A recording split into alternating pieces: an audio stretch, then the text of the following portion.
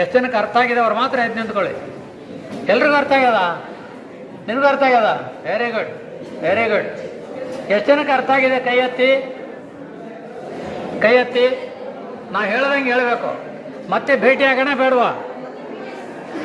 ಏಯ್ ಸರಿಯಾಗಿ ಮತ್ತೆ ಭೇಟಿ ಆಗೋಣ ಬೇಡ? ಮಧ್ಯಾಹ್ನ ಭೇಟಿ ಆಗೋಣ.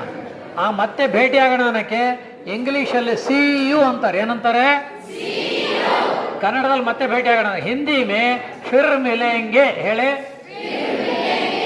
ತೆಲುಗುಲ್ಲಿ ಮಲ್ಲಿ ಕಲಿಸ್ದಾಮು ಹೇಳಿ.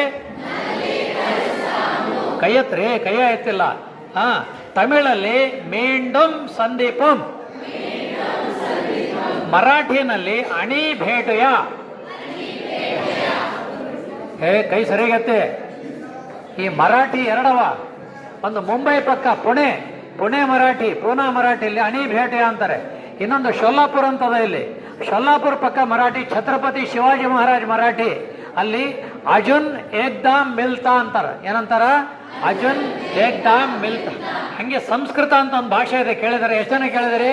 ಸಂಸ್ಕೃತ ಅಂತ ಲ್ಯಾಂಗ್ವೇಜ್ ಇದೆ ಅಂತ ಎಷ್ಟು ಜನ ಗೊತ್ತಿದೆ? ಕೈ ಎತ್ತಿ. ನಾ ಹೇಳ್ದಂಗೆ ಹೇಳ್ಬೇಕು. ಜೋರಾಗಿ ಫುಲ್ ಕೈ ಎತ್ರಿ. ನಾನು ಆಶೀರ್ವಾದ ಮಾಡ್ತಾ ಇದ್ದೀರಾ. ನಾ ಹೇಳ್ದಂಗೆ ಹೇಳ್ಬೇಕು. ಇದು ಮೌಲ್ಡ್ ಅಲ್ಲ, ಇದು ಜೋರಾಗಿ ಹೇಳಿದ್ರೆ ಹಾರೋಗಂಗಿಲ್ಲ ಅಲ್ಲ.